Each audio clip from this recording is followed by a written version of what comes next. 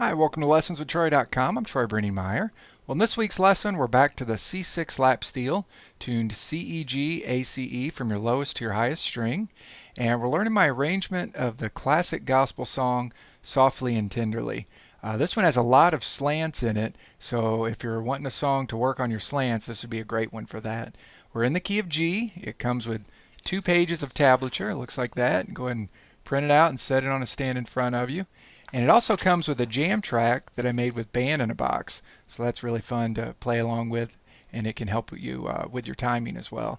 So if you're ready, got the tablature all printed out, let's go ahead and jump on in to learning Softly and Tenderly for C6 lap steel. Okay, so our first phrase here will cover measures 1 through 8 of your tablature. Keep in mind we're in 3/4 time, so waltz time or 3 beats per measure. And we're also in the key of G, so we'll be working off our 7th fret here. Also, I've got the tone on my lap steel turned down to about 60% to kind of smooth it out. And I do have quite a bit of reverb. You can hear when I do that, and a little slapback delay on there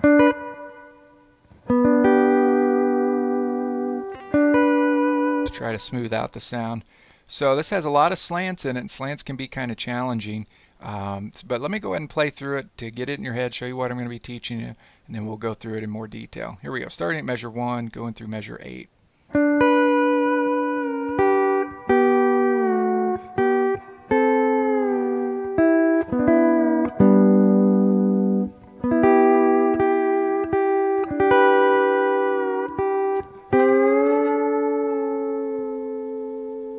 And that last little part is probably the most challenging part of the song, honestly. Trying to keep that second string note the same while you're going down by half steps on your 5th string. So we'll get into that in just a second. Okay, let's dive on into this. Measure 1, we're using our thumb and middle finger, and we're grabbing strings 4 and 1. So I just kind of let that ring out, and then I just subtly slide just back down to fret 6 just a little bit.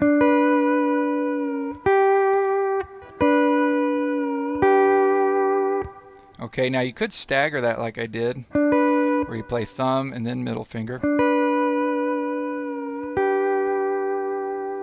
Okay, or you can pluck it the same.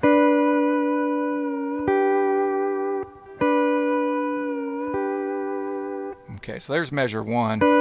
It's just a real subtle slide. I'm actually not going all the way back to fret 6. It's just going just back from 7 just a little bit to give you a little bit of that twang. So I'm definitely getting more of a country sound than a Hawaiian sound on this one, even though we're tuned to C6. Stuff like that, phrases like that kind of make it sound a little bit country. Okay, then in measure 2 we've got this.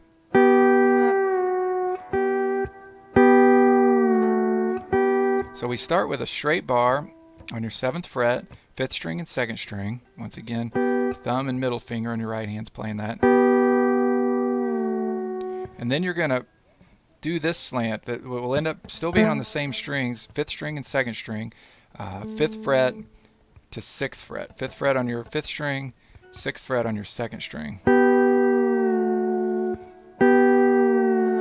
So if you want to, just practice getting that to ring out, and then try to keep the sustain happening while you do the slant.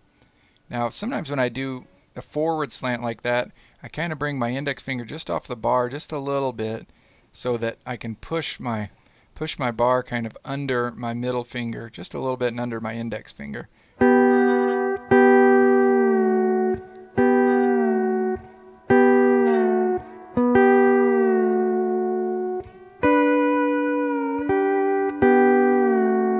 So it's something that happens kind of quick, but I just kind of lift my index finger up just a little bit and then push with my thumb, push the bar to try to get that forward slant. Now the trick too is you want equal pressure on your bar even when you're doing the slant, otherwise you're going to get some buzzing. I'm kind of noticing myself getting a little bit of the string buzz, but if you have equal pressure, you can hear it right there.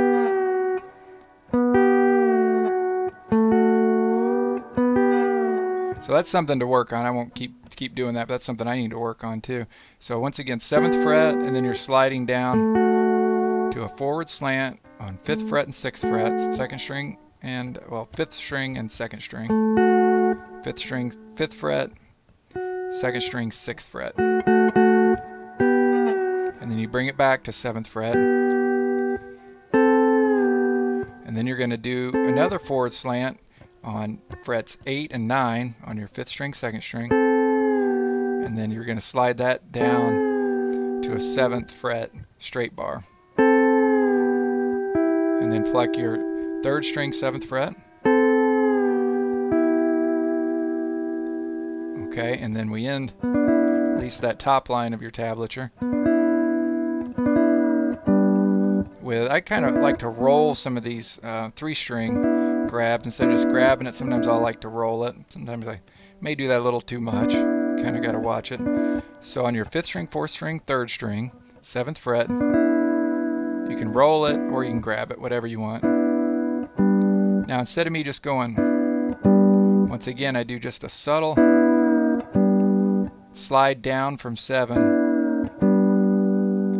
and then I do a little palm block there, and then grab my 6th, 5th, and 4th string, 7th fret.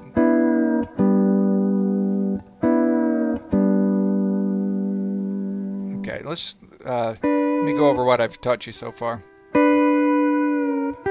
So 1st fret, and I'll just go fret by fret. I'm sorry, measure by measure. First measure. There's measure 1. Measure 2. That's that. What I find too, to give myself just a little bit of downward pressure, is just make sure when you push your bar, if you're doing your slant like me and you're pushing it under your middle finger, just make sure you're pushing down with your middle finger too, to give you proper pressure right here on your bar. Otherwise you'll get that kind of buzzing sound. Okay, and then measure 3. You have an 8th fret, 9th fret slant on your 5th string, 2nd string to a straight bar, 7th fret, and then 7th fret, 3rd string, and then measure 4. Just kind of subtly slide from 7, kind of in between 7 and 6, and then quickly play 7th fret, 6th string, 5th string, 4th string. Either one of those you can roll, or both of them roll. Maybe not both of them, maybe just. And notice how I do the palm block to mute out what I just played. I guess you could let that ring out, but it does sound better since your melody is going to mute out that 5th string, 4th string, 3rd string, 7th fret before you play your 6th, 5th, and 4th. And once again, all this palm blocking is just rolling your right hand back. Okay, fret 5 or measure 5. We're grabbing 5th string, 3rd string, 2nd string, 7th fret, and then play 7th fret on your 2nd string 2 more times. And then grab your 4th, 2nd, and 1st string, 7th fret. And you're just going to subtly slide it back like we've been doing before. Okay, and then play 7th fret, 2nd string. Now, here's the toughest part of the song, I'd say. Is this crazy slant. You're doing a reverse slant. Now I slide into that, and that's going to be on your 9th fret, 2nd string, 10th fret, 5th string. So 9th fret, 2nd string, 10th fret, 5th string. And I just kind of slide into that, right? Notice how I grab my bar for a reverse slant. Index is on top, thumb is on the back, middle finger's on the front. I am using kind of a dobro bar. It's not a round, bullet bar. Okay, so you do that reverse slant, then you're going to do a straight bar on 9th fret. And then you do a forward slant.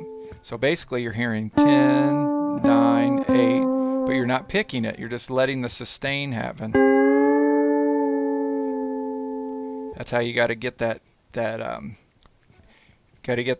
sustain happening on your 5th string, but you got to keep that ninth fret, 2nd string. You got to keep that note the same the whole time. So that's kind of challenging.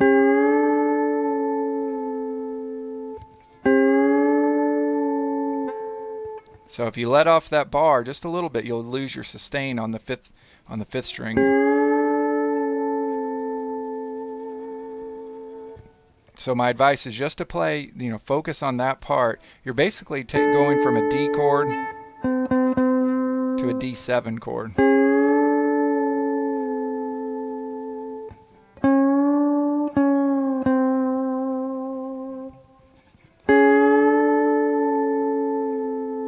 But that's a really fun thing once you get it. But it is challenging to keep that 9th fret the same, 9th fret 2nd string, and then your slant is affecting this 5th string.